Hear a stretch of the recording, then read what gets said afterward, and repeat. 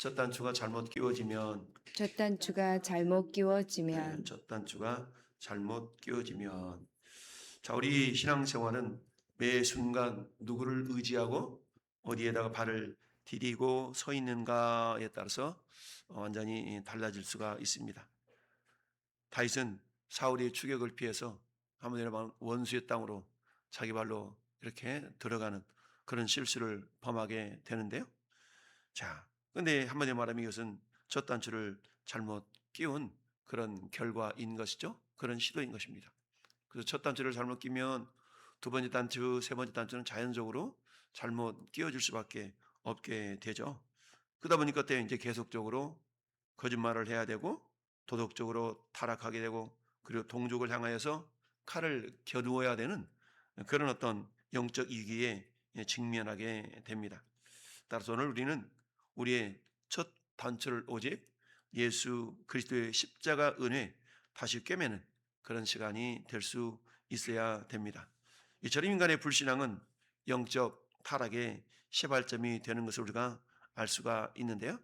오늘 8절 말씀 보니까 다윗과 그의 사람들이 올라가서 그술 사람과 기르스 사람과 아멜렉 사람을 침노하였다라고 말씀하고 있습니다.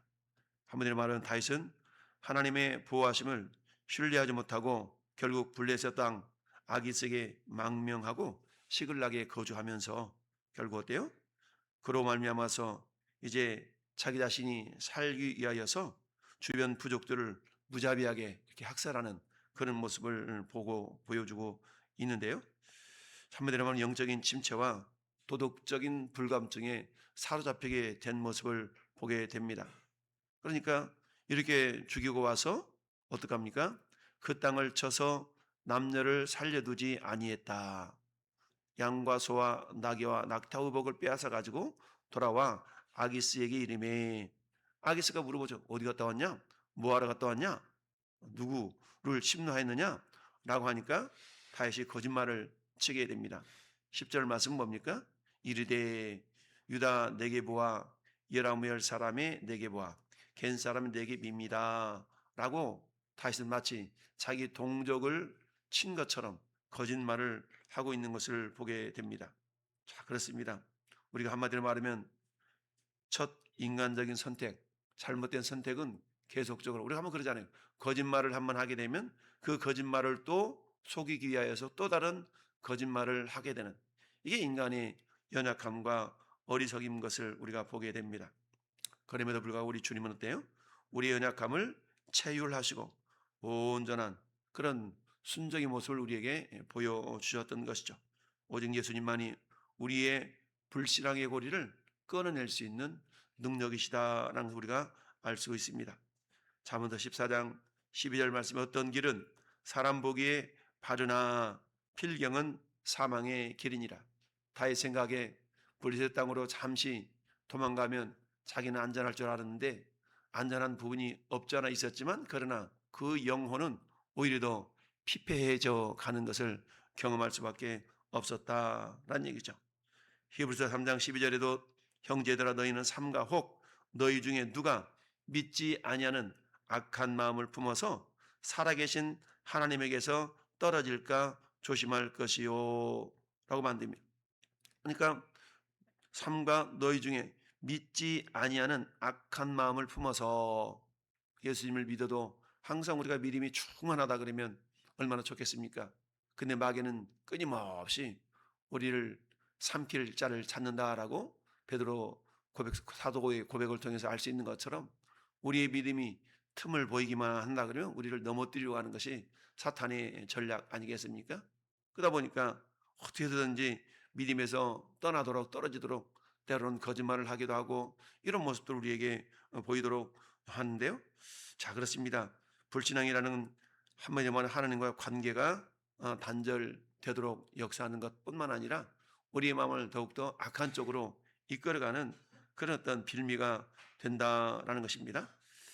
사도 바울은 로마서 14장 23절에서도 의심하고 먹는 자는 정죄되었나니 이는 믿음을 따라 하지 아니하였기 때문이라. 믿음을 따라 하지 아니한 모든 것이 죄다라고 말씀합니다. 하나님을 신뢰하지 않고 행하는 모든 인간적인 수단과 방법은 결국 죄의 열매를 맺을 수밖에 없다라는 것을 우리가 보게 됩니다. 자, 그렇습니다. 자, 우리가 잘못 끼워진 첫 단추는 한마디로 말하면 끊임없는 거짓과 올무를 낳을 수밖에 없는 것을 보게 되는데요. 여러분, 우리가 잘 아는 타이타닉호에 대한 그런 이야기는 뭐 영화로도 나오고 많은 그런 부분들이 기록되어져 있는데요. 그 침몰한 원인 중 한 가지는 하나는 출항 당시에 망원경 보관함의 열쇠를 인계받지 못해 가지고 빙산을 제대로 이렇게 발견하지 못해서 빙산과 충돌해서 그 대서양 깊은 바다로 가라앉아 버린 것 아니겠습니까? 한마디로 말하면 그야말로 제때 그 발견하지 못한 그 빙산, 이것은 작은 실수 하나 때문에 빚어진 결과였다는 얘기죠. 한마디로 하면 첫 단추를 잘못 끼운 그 결과로 말미암아서 1,500명 이상 되는 많은 사람들이 수장당하는 안타까운 그런 역사적인 그런 안타까운 사건이 있었던 것이죠. 이처럼 잘못 끼워진 첫 단추, 끊임없는 거짓과 한마디로 말하면 올무가 우리에게 다가오게 될 수가 있다는 얘기죠. 한마디로 말하면 다윗은 블레셋 왕 아기스의 의심을 피하기 위해서 가나안 원주민을 치고도 이스라엘 유다였던 남방 지역에 자기 민족을 쳤다라고 거짓말을 이렇게 하고 있는 것이죠. 자신의 불신앙적 선택을 감추기 위해서 또 다른 거짓말을 일삼고 있는 것을 보게 되는데요. 이처럼 세상과 타협하여 깬 잘못된 첫 단추, 우리를 죄의 노예로 묶어 줄 수가 있다는 걸 기억합니다. 스스로 빠져나올 수 없는 거짓의 올무에 갇히게 되는데요. 결국 이것을 자유케 할 수 있는 것은 오늘 우리가 불렀던 찬송가 268장의 가사처럼 죄에서 자유를 얻게 함은 보혈의 능력, 오직 예수님의 십자가의 보혈의 능력만이 우리를 죄에서 자유케 할 수 있는 능력이 되는 줄 믿습니다. 여러분, 시편 32편 3절 다윗은 이렇게 고백합니다. 내가 입을 열지 아니할 때에 종일 신음함으로 내 뼈가 쇠하였나이다. 한마디로 말해봤대요. 겉으로는 괜찮은 것 같은데 속으로 골병이 들어간다라는 것이죠. 죄와 거짓을 숨기려 할 때 영혼과 육체가 극심한 고통과 속박 속에 매이게 된다라는 것을 보여주고 있습니다. 잠언서 19장 9절에도 거짓 증인은 벌을 면하지 못할 것이요 거짓말을 뱉는 자는 망할 것이다 라고 말씀하고 있습니다. 거짓이란 것은 임시 방편이죠. 잠시 잠깐 위기를 모면하는 것 같지만 그러나 또 다른 위기가 다가오게 되는 것이 거짓된 말이요 거짓된 행동인 것을 우리가 알 수가 있습니다. 이 거짓이라는 건 뭡니까? 요한복음 8장 44절의 말씀처럼 너희는 너희 아비 마귀에게서 났으니, 그 마귀 사탄이 하는 일이 뭡니까? 거짓말장이라고 그러죠. 거짓의 아비가 되었다라고 말씀합니다. 그러니까 왜 거짓말하고도 양심이 찔리지 않는 사람이 있잖아요. 이런 사람들은 뭐예요? 마치 거짓말이 참말인 것처럼 우리가 흔히 그러잖아요. 야, 너 왜 입에 침도 안 바르고 거짓말하냐? 이렇게 이제 그런 이야기도 하고 그러는데 왜 그래요? 사탄에 의해서 그 영혼이 완전히 장악당한 사람들은 거짓말을 하면서도 거기에 대한 어떤 일말의 양심의 가책을 느끼지 못하는 그런 경우를 우리가 흔히 보게 되죠. 그런데 거꾸로 오히려 남을 속였다라는 그런 어떤 쾌재를 부르는 그런 안타까운 모습들이 있는 경우가 있는데요. 자, 이처럼 거짓말을 일삼으면서도 자신의 연약함을 깨닫지 못하는 그게 정말 안타까운 일이 아닐 수가 없는데요. 잘못 끼워진 첫 단추는 이처럼 끊임없는 거짓과 올무에 이렇게 빠지게 된다라는 것을 우리가 알아야 됩니다. 세 번째는 위기의 순간에 결국 오직 예수 그리스도 십자가의 은혜만이 우리를 탈출시킬 수 있는 살 길이 된다라는 것을 우리가 기억할 수 있어야 됩니다. 결국 블레셋이 이스라엘과 전쟁을 일으키게 되지 않습니까? 28장 1절 말씀 보니까 그때에 블레셋 사람들이 이스라엘과 싸우려고 군대를 모집한지라. 이처럼 다윗이 자기 동족을 치면서도 다 이방인을 치면서 동족을 쳤다고 거짓말하니까 아기스 왕은 어때? 이제 됐다. 이는 완전히 이제 내 부하가 됐구만 라고 착각을 하게 되죠. 그래서 12절 말씀에 어떻게 해요? 아기스가 다윗을 믿고 말하기를 다윗이 자기 백성 이스라엘에게 심히 미움을 받게 되었으니 그는 영원히 내 부하가 되리라라고 생각했다라 그러죠. 그러니까 다윗이 한 사람의 마음을 또 다시 이렇게 속이는 그런 모습을 보여주고 있는데요. 그래서 이제 블레셋 사람들이 이스라엘과 싸우려고 군대를 이렇게 모집합니다. 그러면서 이 아기스가 다윗에게 그 전쟁에 동참할 것을 요구하죠. 다윗에게 이르되 너는 밝히 알으라. 너와 내 사람들이 나와 함께 나가서 군대에 참가할 것이니라. 더 큰 위험에 지금 봉착해 있는 것 아니겠습니까? 거짓말로 자기 민족과 싸웠다라고 쳤다라고 보고를 하니까 됐어. 그러면 이놈은 이제 자기 민족들에게 원수가 됐으니까 이제 나와 함께 저 이스라엘을 가서 물리칠 수 있겠네? 라고 아기스가 착각을 하게 되었고 이제 정말로 전쟁에 동참하도록 다윗에게 지금 말하고 있는 모습을 보게 됩니다. 그러자 다윗이 아기스에게 이르되 그러면 당신의 종이 행할 바를 아시리다 하니 아기스가 다윗에게 이르되 그러면 내가 너를 영원히 내 머리 지키는 자를 삼으리라 하니라. 그래 너 용맹스러움을 내가 하니까 너 내 군대 장관 삼을게. 일종의 이런 것이죠. 우리로 말하면 국방부 장관 삼겠다 이런 말과 같은 것이죠. 이처럼 블레셋이 이제 이스라엘과의 전쟁을 벌여야만 되는 그런 위기 상황. 이때에 이 다윗은 자기 민족과 싸워야 되는 그런 어떤 절체절명의 위기 상황이 되어져 버린 것 아니겠습니까? 다윗의 힘으로는 이 딜레마를 어떻게 도저히 해결할 수 없는 그런 진퇴양난의 상황에 빠지게 된 것이죠. 그다음 어떻게 돼요?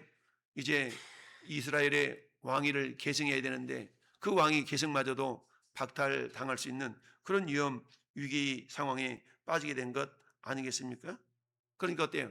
자기 힘으로는 도저히 해결할 수 없는 이런 상황. 그래서 뭐가 필요해요? 구원자가 필요한 것 아니겠습니까? 결국 어떻습니까?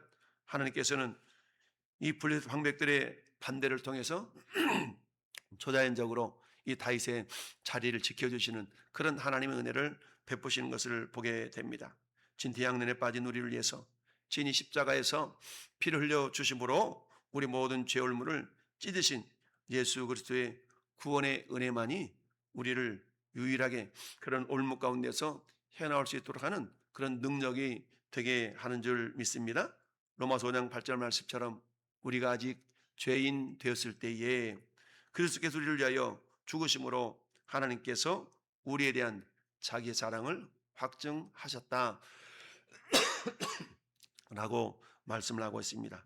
그렇습니다. 인간은 스스로 죄의 문제를 해결할 수가 없는 것이죠. 우리 흔히 이야기할 때 사람이 절대적으로 해결할 수 없는 두 가지 문제가 있다라고 말하는데 첫 번째 문제는 죄의 문제입니다.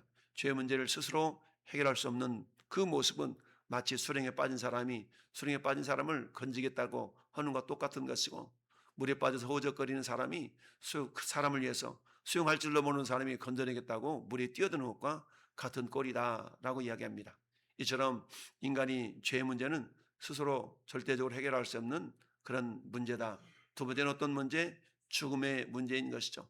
여러분 그 어떤 천하 장사도 죽음을 피해갈 수 있는 자가 아무도 없죠. 모든 사람은 다 죽을 수밖에 없습니다. 근데 이 죽음이라는 건 죄의 열매 아니겠습니까? 그러니까 죄의 문제, 죽음의 문제는 그 어떤 위대한 사람이라 할지라도 해결할 수 없는 그 문제다라는 얘기죠. 그래서 그 죄와 죽음의 문제를 해결할 수 있는 유일한 길은 오직 예수 그리스도의 구속밖에 없다라는 거 우리가 알 수가 있습니다. 그렇습니다. 갈라디아서 1장 4절 말씀도 그리스도께서 하나님 곧 우리 아버지의 뜻을 따라 이 악한 세대에서 우리를 건지시려고 우리 죄를 대속하시기 위하여서 자기 몸을 주셨으니 라고 말씀하고 있습니다. 우리 주님은 모든 인류가 죄 가운데 빠져 있는데 스스로가 죄 가운데 빠져 있는 것조차도 알지 못하는 그런 어리석은 인생들이 얼마나 많이 있습니까?